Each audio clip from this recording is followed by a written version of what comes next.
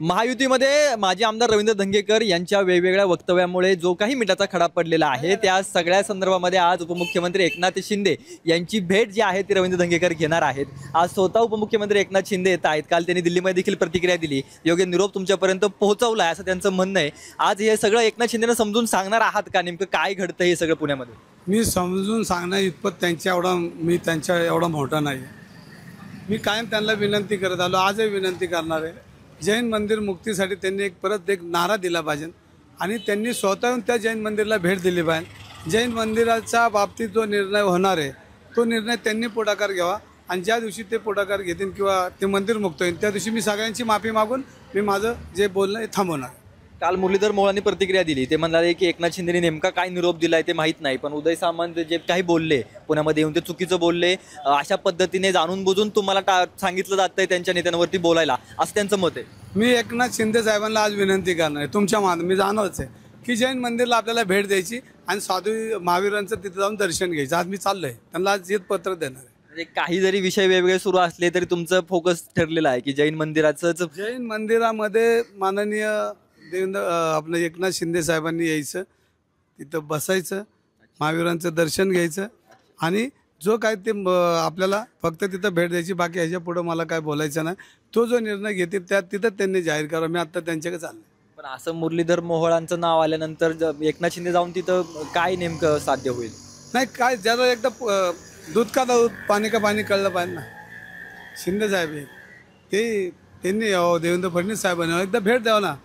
एक साधू तिथं तळमळतोय त्याच्यासाठी कोण जात नाही, पण तुम्ही चोरामारांसाठी हे बाकीचे जे आहेत हे लाभार्थी हे सगळे गडबड करतात। तर हे लाभार्थींकडे लक्ष न देता नेत्यांनी येऊन तिकडं, सगळ्याच नेत्यांनी, सर्वच पक्षाच्या नेत्यांनी तिथं भेट द्यावी। काल मुरलीधर मोहोळ तिथे गेले होते, त्यांनी भेट दिली, त्यांना लोकांनी ज्या पद्धतीने सगळं घडलं तुम्ही पाहिलं असेल।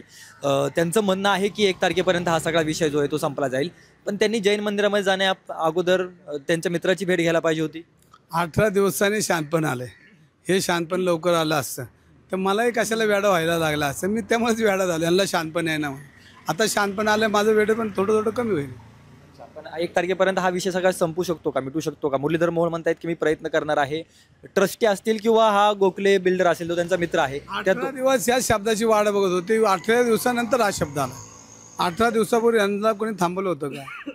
3600 कोटी, 4000 कोटी, 5000 कोटी कसे माझं त्याच्यामध्ये गॅप राहील ह्याच्यावर ते स्वप्नात होते, पण आता ते स्वप्न धुळीच मिळते असं चित्र दिसतंय। त्यामुळे आता ते हातबल झाले, हातबल होऊन ते आता जे काय करणार आहेत ते हातबल झालेले आहेत आणि आता देवेंद्र फडणवीस साहेब यांच्यावर निर्णय घेऊन हा व्यवहार जैन समाजात स्वाधीन करतील असं मला पूर्णपणे वाटतंय। मोहोळ म्हणतायत तुम्ही राजकारण करताय, तुम्ही गाडी बाहेर काढताय, तुम्ही गुन्हे दाखल केलेले बाहेर काढताय, विषय वेगळा आहे आणि तुम्ही वेगळं सांगताय। मी आता तुम्ही सांगतो, जी गाडी ही सन्मानाचे जे अस्मितेचा प्रश्न आहे ती गाडी बिल्डरच्या गाडीवर लोगो आहे, हे बोलणं माझी चूक आहे का?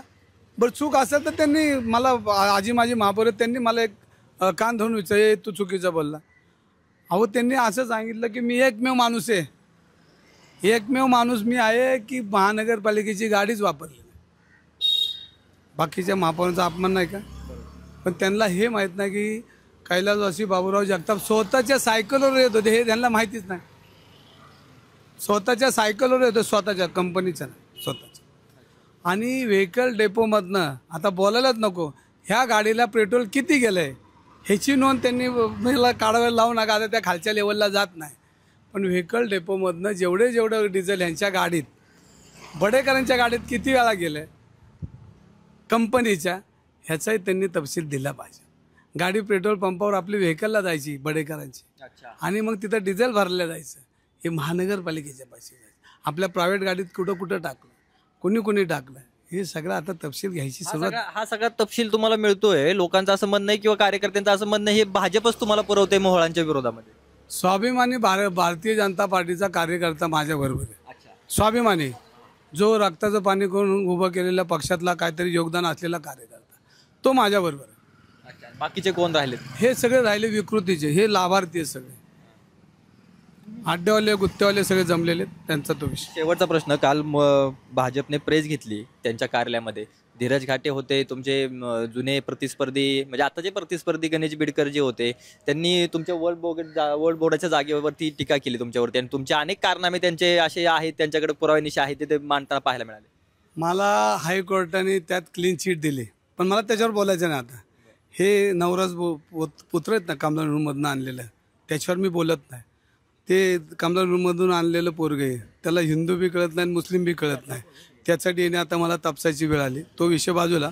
पण धर्मवीर घाटे ज्यांनी हिंदुत्वाच्या नावाखाली आज पण आपण जगलोत, आपण एक शिक्षकाची मुलगा आहोत, ह्याचं भान विसरले. हिंदुत्वाच्या नावात तुम्हाला लोकांनी डोकं घेतलं, आता वक्तचा त्यांना पळगा आला.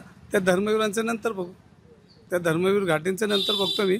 आणि नवराज पुत्रांवर मी बोलत नाही. त्यांचं रक्त आता मला तपासावं लागेल, कुठल्या जातीचं आहे, वक्तचं आहे का प्रभू रामचंद्राचं आहे, हे सगळं आता मला बघावं लागेल. तर ही सगळी टीकेची झोड जी आहे ती पुण्याच्या राजकारणामध्ये सुरू असलेलं चित्र आपल्याला पाहायला मिळते. आणि आता नेमकं हे सगळं प्रकरण कोणत्या मुद्द्यावर येऊन थांबणार आणि खरंच हा व्यवहार जो झाला आहे तो रद्द होतोय का आगामी काळामध्ये, हे पाहणं देखील तितकंच महत्त्वाचं आहे. कॅमेरा पर्सन दीप मिश्रासह रोहन कदम, जय महाराष्ट्र न्यूज, पुणे.